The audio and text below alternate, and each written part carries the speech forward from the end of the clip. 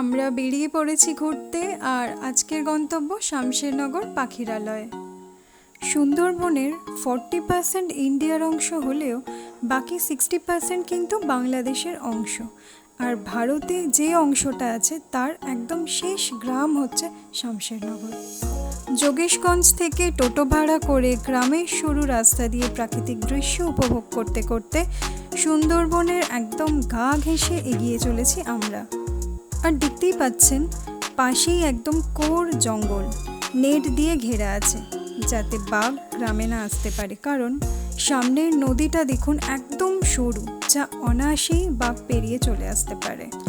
বাঘ গ্রামে ঢুকে পড়েছে এমন ঘটনা কিন্তু আগে ঘটেছে।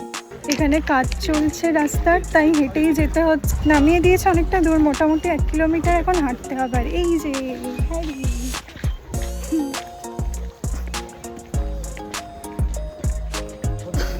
সামনে যা দেখছি খুব সুন্দর। আসলে অনেকক্ষণ থেকে জঙ্গল শুরু হয়ে গেছে, পেছনে সুন্দর সুন্দর ভিউ দেখছি।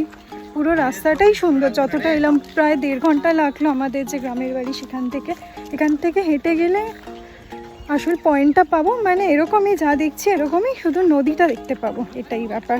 এই যে এই ভিউটা অনেকক্ষণ থেকে দেখতে দেখতে আসছি, আর এত ভালো লাগছে। সূর্যের আলোটা পুরো জলে মিশেছে, সুন্দর লাগছে। এখানে রাস্তার কাজ চলছে।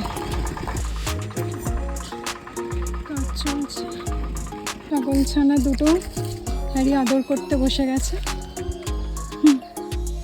ওরাই চলে এসেছে আমার কাছে ছোট্ট ছোট্ট দুটো ছাগলছানা। একদিন দুদিন হয়েছে সবাই।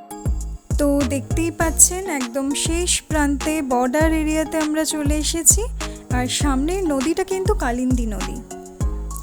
আর দেখুন 3 দিকে নদী চলে গেছে, এটা কিন্তু মোহনা। আর ওই পারে যে জঙ্গলটা দেখা যাচ্ছে ওটা কিন্তু বাংলাদেশ, আর আমরা দাঁড়িয়ে আছি ভারতে। নদীর মাঝখান থেকে কিন্তু ভারত বাংলাদেশ ভাগ হয়ে গেছে।